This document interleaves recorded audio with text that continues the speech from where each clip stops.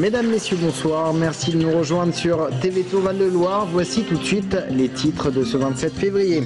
Le chômage en baisse au mois de janvier dans les départements d'Indre-et-Loire et du Loir-et-Cher, respectivement moins 0,6% et moins 0,3% du nombre de chômeurs de catégorie A.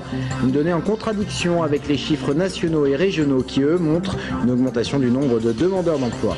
Le haut de la rue nationale à Tours et son projet de réaménagement, le commissaire enquêteur vient de rendre ses conclusions. C'est un avis favorable. Nous en profiterons pour faire un retour en arrière, une plongée dans l'histoire de ce site meurtri lors de la Seconde Guerre mondiale. Et puis c'était un événement ce week-end à Mantelan en Indre-et-Loire, le célèbre carnaval qui cette année s'est déroulé sous le soleil avec une influence record. Plus de 4000 visiteurs dans les rues de la commune. Toutes les images à la fin de ce journal.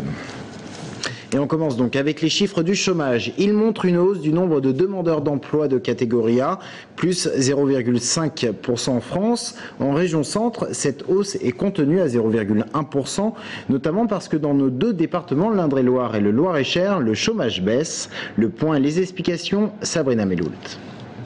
Avec une baisse de moins 0,6% pour l'Indre-et-Loire et de moins 0,3% pour le Loir-et-Cher, nos deux départements font partie de ceux qui s'en sortent le mieux en région centre. Dans le Loiret, à l'inverse, le chômage a progressé de 1,5% en janvier. Une tendance qui s'explique en partie par une nette progression des reprises d'emploi, des chômeurs ont retrouvé du travail et par une forte proportion d'entrées en stage. Toutefois, tous les bassins d'emploi ne connaissent pas la même évolution. La zone la plus touchée par le chômage est Loches, plus 2,9% ce mois-ci. Une situation que l'on explique notamment par une augmentation de 2,1 points en un an pour les seniors de catégorie A. Dans les bassins de Tours et Chinon, la situation est nettement meilleure, moins 0,9% en janvier. Mais sur un an, la hausse reste importante, 5%. Qu'on explique notamment à Tours par une augmentation du chômage des femmes, plus 0,6 points sur un an et plus 0,7 points pour les seniors. Enfin, le bassin de Blois enregistre pour le mois de janvier une baisse de moins 0,5%. Mais ce bon chiffre cache une situation plus sombre. Le chômage a progressé de près de 8% sur un an et dans ce secteur, les femmes sont particulièrement touchées. En bref, un camion en feu ce matin sur la commune de Druy, près de Tours, a paralysé le trafic de la route départementale 751 pendant plus de 4 heures. Le camion appartenait à la société Outiror. Il a pris feu après 5 heures du matin et la route a dû être coupée jusqu'à 9 heures. Ce projet maintenant qui concerne la ville de Tours et plus particulièrement le haut de la rue nationale. Il avance peu à peu. Dernier fait en date, ce sont les conclusions du commissaire enquêteur qui ont été rendues publiques à l'issue de la consultation. Elles sont favorables. Alors on revient sur ce projet mais aussi sur l'histoire de ce site considéré comme l'une des plus belles entrées de ville à une certaine époque. Brian Bock. Avec l'arrivée du tramway en 2013, un projet d'aménagement urbain prévoit de réorganiser le haut de la rue nationale et de la place Anatole France. La construction de 2 hôtels culminant à 28 mètres chacun est prévue. Ce projet d'urbanisme renoue historiquement avec l'ancienne entrée de la ville de Tours, une entrée monumentale voulue à l'époque par Louis XV pour la construction d'une route royale vers l'Espagne. Ça va donner lieu au percement d'une rue qui deviendra la rue principale de Tours, la rue nationale. Et au débouché, à l'entrée de la ville, la construction de monuments emblématiques, classiques, et qui vont créer une monumentalité, et qui va donc signifier la grandeur de la ville de Tours. Cette monumentalité était représentée par 2 bâtiments, à droite l'ancienne mairie de Tours, à gauche un musée, mais la guerre de 39-45 les a détruits par des incendies liés au bombardement. Plus tard, de nouvelles constructions ont été érigées, des constructions à la mode des années 50. C'est une architecture dite de reconstruction. Le haut de la rue nationale et la place Anatole France présentent aujourd'hui donc une architecture héritée de la campagne de reconstruction achevée dans les années 1955. Aujourd'hui, volonté de revaloriser l'ancienne entrée de Tours, le projet de réaménagement du haut de la rue nationale sera à l'ordre du jour du prochain conseil municipal le 19 mars. Quelle restructuration pour le collège Honoré de Balzac d'Azel-Rideau, un établissement qui a connu un incendie à l'automne 2009. Une concertation a été lancée par le Conseil général d'Indre-et-Loire. Image ici d'une réunion sur site tournée en fin de semaine dernière. Alors, suite aux études techniques, 4 scénarios restent possibles pour ce collège qui accueille 500 élèves. La réflexion sera cependant menée dans le cadre de la grande concertation sur l'avenir des collèges d'Indre-et-Loire.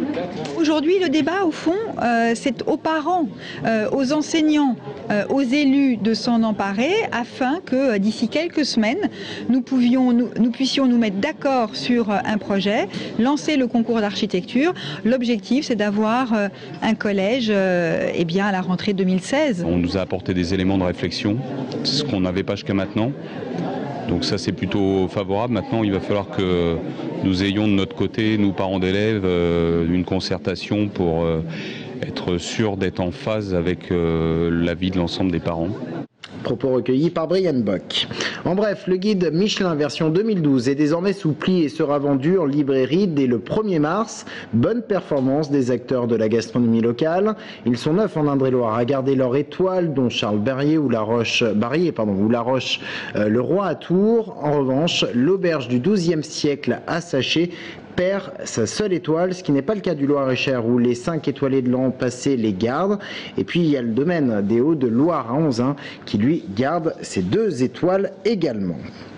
Il y avait du rugby hier en terre tourangelle avec un derby Tours-Saint-Pierre-des-Corps. Une victoire sans appel de l'US Tours, 39-3. Et pas de chance pour les corpos pétruciens qui restent proches de la zone de relégation et qui avaient bien besoin d'une victoire. Et puis du football vendredi soir et un déplacement des Tourangeaux à Amiens pour le compte de la 25e journée de Ligue 2. Déplacement qui s'est soldé par un match nul 1-1. Amiens qui est pourtant lanterne rouge de ce championnat de Ligue 2. Le but Tourangeau a été signé Jérémy Blaillac et les joueurs d'Amiens, eux, ont été égalisés à seulement 5 minutes de la fin. Conséquence, Tours reste à la 8e place de la Ligue 2. On écoute Peter Zeidler, l'entraîneur des Bleus. En temps additionnel, normalement, on devrait gagner ce match. Mais alors, encore une fois, je positive, on a cassé cette série. Alors, on a quand même perdu 5 fois. Et bon, mais quand même, si vous allez avec moi au vestiaire, c'est la grande déception. Je croyais qu'on était descendu. Je leur ai dit, on n'est pas encore descendu et on ne va pas descendre. Et le prochain match du Tours FC, c'est vendredi face à Troyes. Ces images maintenant d'un pot-au-feu géant organisé samedi au Hall de Tours, la 16e édition de cette manifestation dont l'objectif est de récolter des fonds au profit des Restos du Cœur. L'an passé, 15 000 € avaient été récoltés par les commerçants et reversés au Restos du Cœur d'Indre-et-Loire dont on écoute le président au micro de Michael Briffaut. Cette manifestation qui est une organisation de la ville de Tours, des halles, des commerçants, à notre profit. Nous venons les aider, sachant que cette opération est dans notre faveur. C'est un rendez-vous important, c'est un rendez-vous hyper sympa, où effectivement les Tourangeaux sont présents, nous aident, et il y a une très très bonne ambiance. Et on termine ce journal avec une tradition à cette époque en Touraine, le carnaval de Montelan qui fêtait hier son 123e anniversaire. Et c'est un très bon bilan, du soleil en continu, c'est assez rare pour le souligner. Et un public qui est venu en nombre, la barre des 4000 visiteurs a dû être franchie.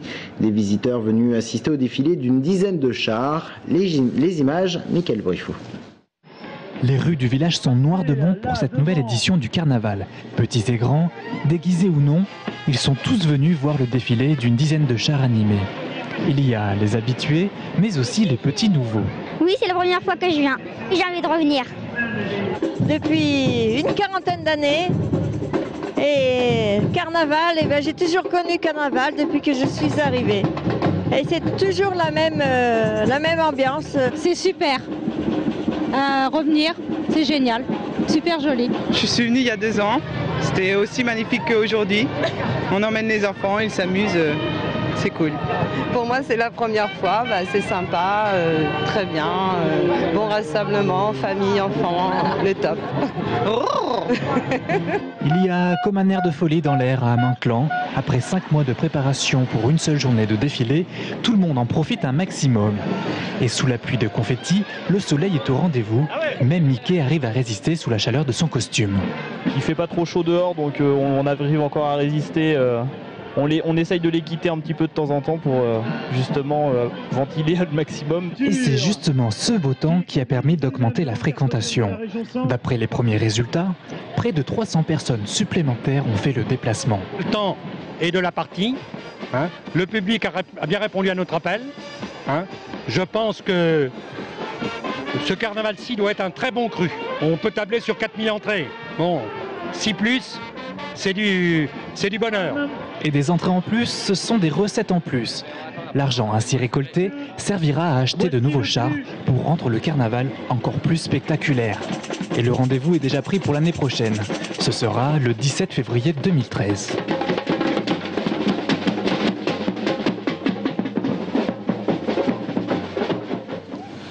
Fin de cette édition, merci de l'avoir suivi. Dans un instant, nous recevons Christian Gattard, le maire de Chambray-les-Tours. Restez avec nous.